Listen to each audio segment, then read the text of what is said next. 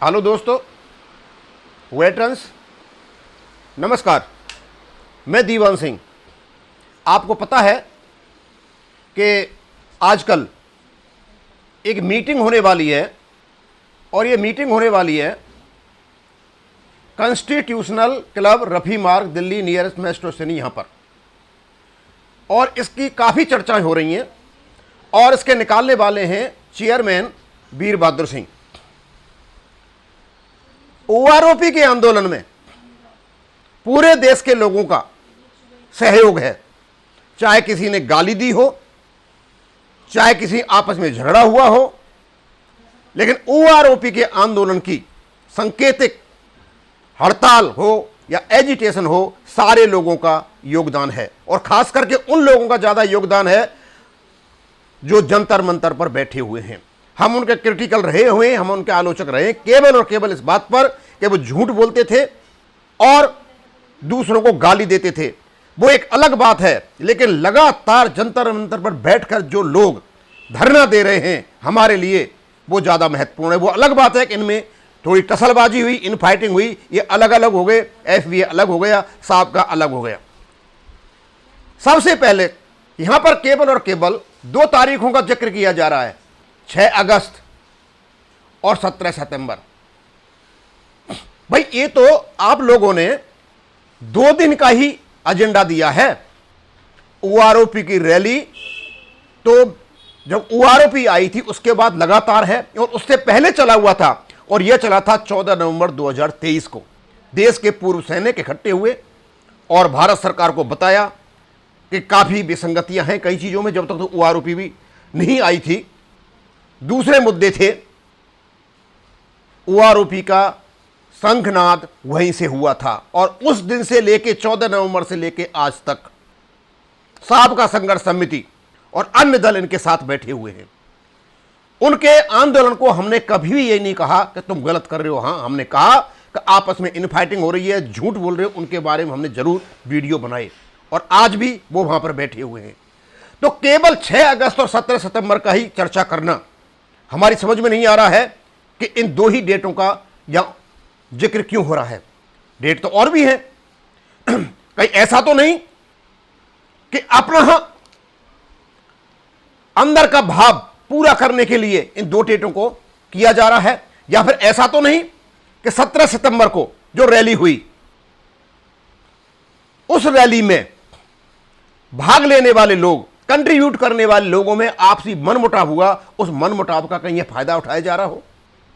हमको पता है कि रेवाड़ी में जो रैली हुई थी वहां पर एक सैनिक कल्याण संघ के नाम एकता के नीचे ये रैली हुई थी, लेकिन शुरू में इसको अनाउंस करके आए थे सुरेंद्र पहलवान जी और वीर बहादुर जी, और इसका बाद में धीरे धीरे सारा रेवाड़ी में चला गया और उसके बाद में इनमें आपस में टसलबाजी हुई। ये एक दूसरे को गिराने लगे, एक दूसरे की नहीं मानने लगे और इसमें सुरेंद्र पहलवान को अलग थलग करने के लिए कई प्रकार की बातें होने लगी। सुरेंद्र पहलवान ने भी उनको अलग थलग करने के लिए कई प्रकार की बातें की, लेकिन किन लोगों ने कंट्रीब्यूट किया वहां बताते 7.5 लाख का खर्चा हुआ। तो सुरेंद्र पहलवान ने व्यक्तिगत तौर पर 1 लाख रुपए दिए। इसका मतलब अपने आप समझ सकते हो 7.5 लाख के खर्चे में यदि कोई 1 लाख खर्चा देता है तो उसका कितना योगदान है। और कोई कहता 13.5 लाख खर्चा हुए तब भी उन्होंने 1 लाख रुपए दिए, तब भी पता चल गया कितना दिया।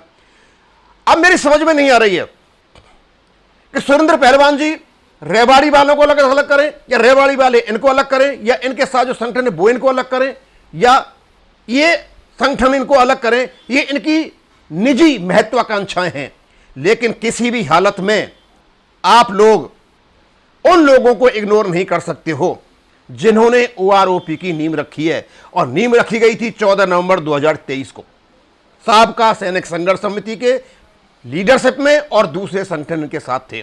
उसके बाद 20 जनवरी 2023 को, फरवरी 2023 को एक बहुत बड़ी महारैली जंतर मंतर पर हो, उसको भी इग्नोर नहीं किया जा सकता। उसके बाद 12 मार्च को इसमें भी काफी रैली आए थे, ये वीर बहादुर सिंह ने किया था, इसमें भी लोग आए थे, इसको भी इग्नोर नहीं किया जा सकता।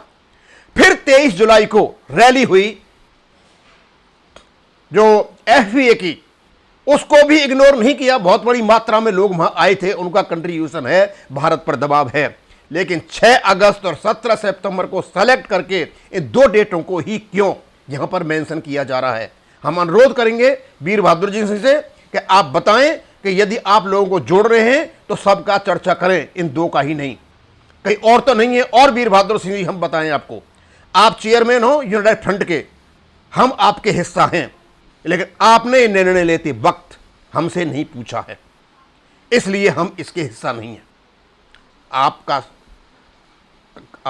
धर्म बनता है, आपकी जिम्मेदारी है, आप कुछ भी करें, यू कैन डू दैट, लेकिन हम आपके इसके हिस्सा बिल्कुल भी नहीं है। अब आती है बात ये कि भाई आप जो ये कॉन्स्टिट्यूशन क्लब में ये जो कुछ करने जा रहे हो, तो अभी तक आपका ओआरओपी का ज्ञापन, प्रॉपर ज्ञापन नहीं गया है, मिसलेनियस ज्ञापन गए हुए जिनका कोई अर्थ नहीं है। आपने भी नेशनल मैक्सिमम की बात की है, आपने भी 70% की बात की है, जो बात यूनाइटेड फ्रंट जो एफवी है उसने की थी, और मैंने बताया था कि वो गलत है। आप चुपके से निकल लिए वहां से और लांछन झेलना पड़ा था उनको। आप अच्छी तरह से प्रॉपर तरीका से ज्ञापन बनाए, हमें बताएं कि आप क्या ज्ञापन बना रहे हो। हमें किसी से कोई लगाव नहीं है, न हमसे कपिल से दुश्मनी है, न आपसे कोई दोस्ती है, केवल और केवल हमें सैनिकों से लगाव और दोस्ती है। हम फैक्ट्स और फिगर सामने रखते रहेंगे।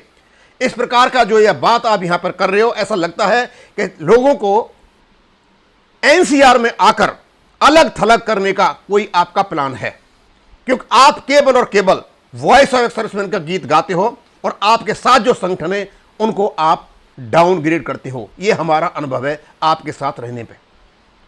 अब मैं आपसे बताना चाहूंगा कि यह जो कुछ भी हो रहा है, यह सैनिक एकता के लिए तो बिल्कुल नहीं हो रहा है, और अभी तक आपने रजिस्ट्रेशन के लिए कोई काम नहीं किया है, जबकि जो चेयरमैन है उसके एफवीए के अर्जुन सिंह राठौर, उनका लगभग काम तैयार है। वो अलग बात है कि उनमें लड़ाई हो गई है, लेकिन किसी भी हालत में ओआरओपी के योगदान में साबका सैनिक संघर्ष समिति के योगदान को कम नहीं किया जा सकता। साबका सैनिक संघर्ष समिति अलग है, लेकिन उसके कुछ लोग की वजह से यह समिति बदनाम हो रही है, वो अलग बात है। नलिन तलवार की वजह से होती है, वो चुप रहता है। कपिल कुछ ऐसा बोल जाता है जो उसको नहीं बोलना चाहिए था, लीडरशिप में काम करके तरीका से रहना चाहिए था। हमने आज तक केवल और केवल उनके व्यवहार और उनकी झूठी बातों को विरोध किया है, लेकिन जो संघर्ष वो ये लोग कर रहे हैं लगातार जंतर मंतर पर, उसका तो हमारा समर्थन पहले भी था, आज भी है और अब भी रहेगा। एक दिन का एजिटेशन करके और लगातार एजिटेशन करने में, दोनों में बहुत बड़ा जमीन आसमान का फर्क है। भारत सरकार एक दिन के एजिटेशन से नहीं झुकती है, लगातार एजिटेशन झुकती है, लेकिन ये हमारी बदकिस्मती है कि वहां जो लगातार लोग बैठे हुए, उनका कोई ऐसा लीडर नहीं है कि उनको कोई काम कर सके। मैं इसको इसलिए डाल रहा हूं कि इस प्रकार की जो मीटिंग हो रही है जिनकी जरूरत नहीं थी, कोई प्लानिंग नहीं हो रही है, ये केवल और केवल एनसीआर में एक्स सर्विसमैन को तोड़ने का एक कार्य किया जा रहा है। यह मेरा आकलन है, हो सकता है आप कैसे चलते हैं, लेकिन मुझे नहीं लगता कि आप किसी प्रकार से इसमें सफल हो पाओगे। मैं यहीं खत्म करूंगा। थैंक यू, धन्यवाद।